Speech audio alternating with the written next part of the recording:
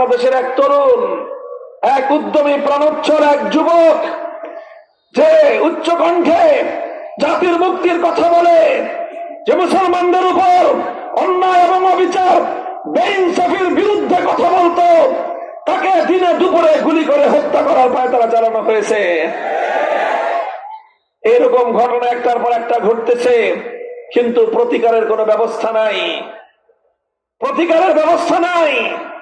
একজনের পর একজন গুলি করে হত্যা করবে, টার্গেট করে কিলিং করবে, কিন্তু এই সমাজ, এই রাষ্ট্র, এই সরকার ব্যবস্থা এই সকল হত্যাকারীদের হাত থেকে দেশের সাধারণ মানুষের জানমালের নিরাপত্তা দেওয়ার কোনো ব্যবস্থাই করতে পারতেছে না।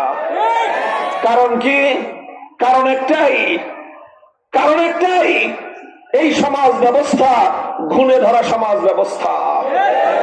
এই রাষ্ট্র ব্যবস্থা